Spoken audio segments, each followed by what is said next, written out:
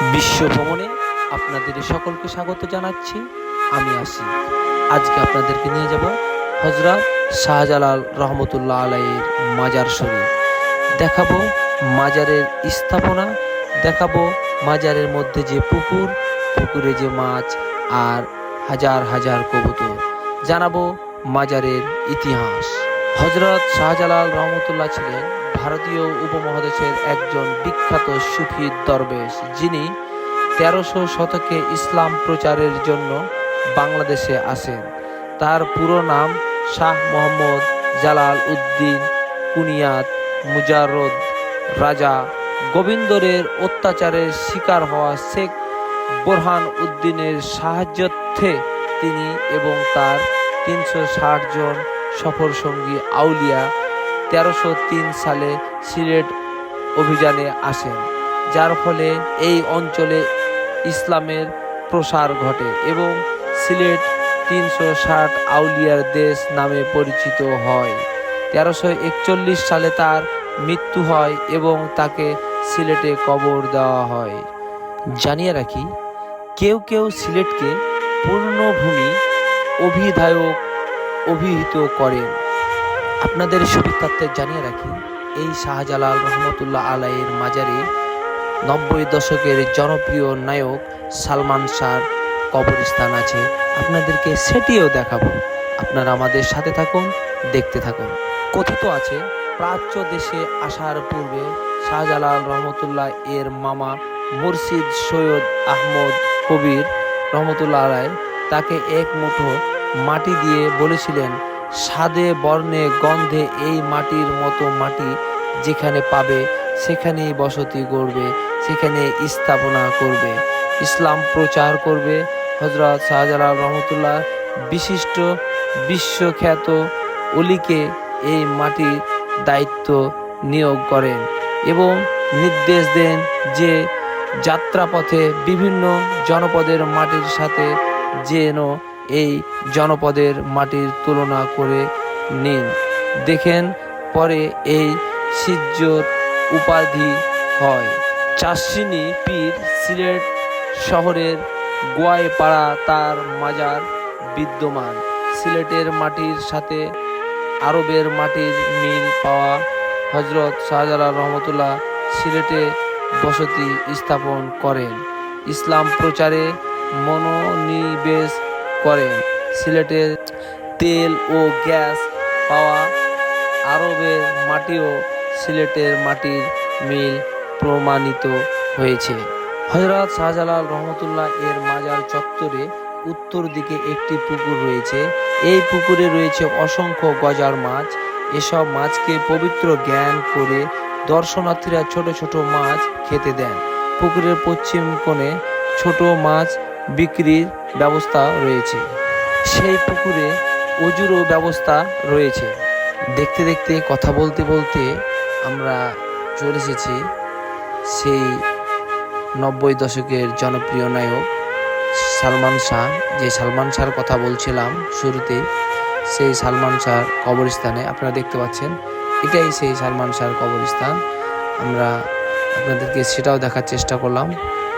এবার আমরা আরও কিছু তথ্য জেনে নিই। ২০০৩ সালে ৪ ডিসেম্বর বিষ প্রয়োগে পুকুরের প্রায় শতাংশেরও বেশি গজার মাছ হত্যা করা হয়।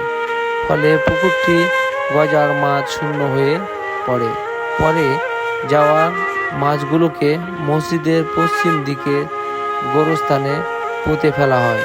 পুকুরটির মাছ শূন্য হয়ে যাওয়ার পর হযরত শাহজালাল রহমতুল্লাহ এর অপর সফরসঙ্গী মৌলভীবাজারের শাহ মোস্তফা রহমতুল্লাহ মাজার থেকে ২০০৪ সালে ১১ জানুয়ারি ২৪টি গজার মাছ এনে পুকুরে ছাড়া হয়।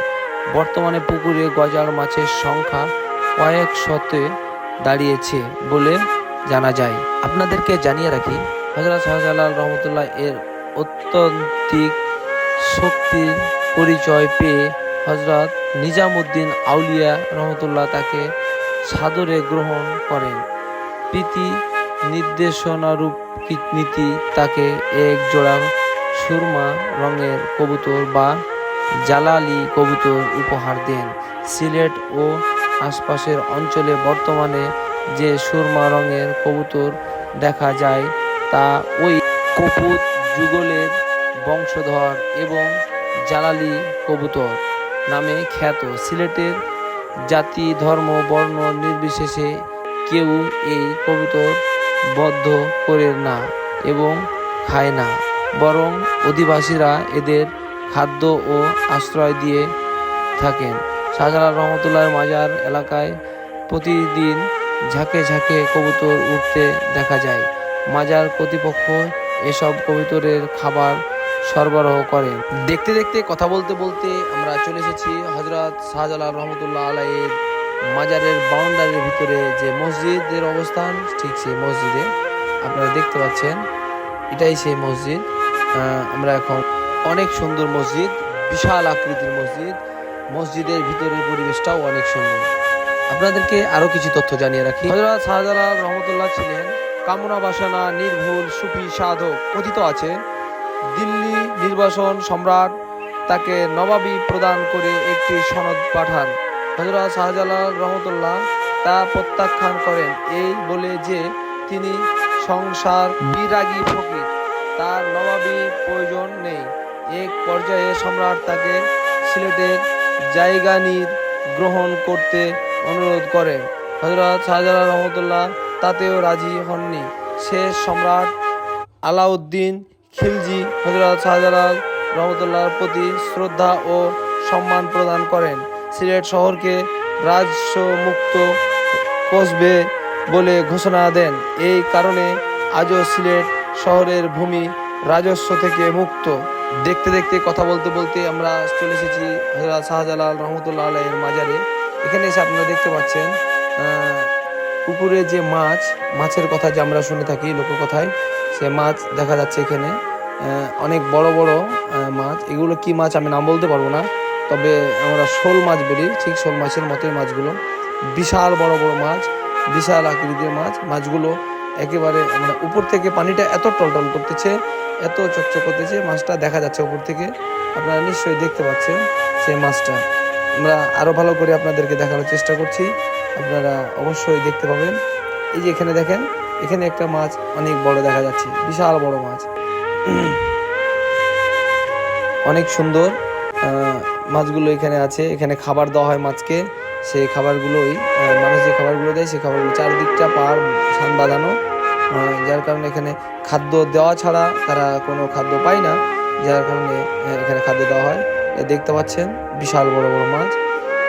আমরা অনেকগুলো দেখতে পাচ্ছি, আমি ক্যামেরাতে ততগুলো দেখাতে পারছি না, কারণ কিছু মাছ নিচে আছে, অবস্থান করছে পানির নিচে, যার কারণে ভালোভাবে ক্যামেরাতে ধরা পড়ছে না। ঠিক সেই কারণে আপনাদেরকে সব কিছু দেখানো যাচ্ছে না। আমরা যতটুকু সম্ভব, যতটুকু চেষ্টা করছি আপনাদেরকে দেখানোর জন্য, আপনারা দেখতে পাচ্ছেন।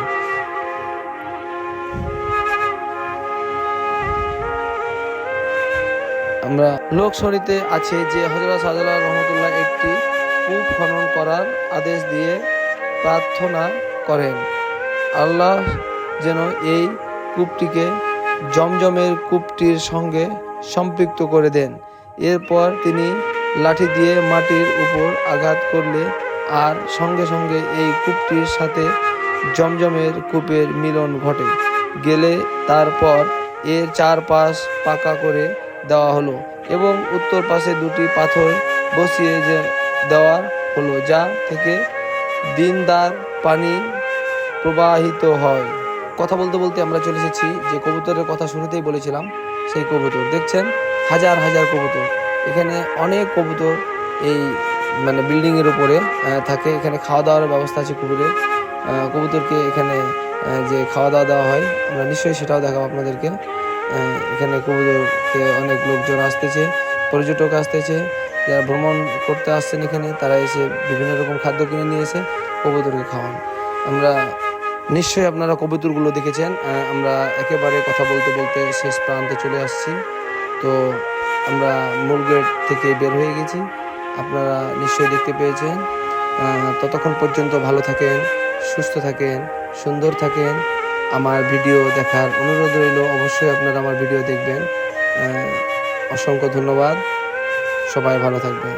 খোদা হাফেজ।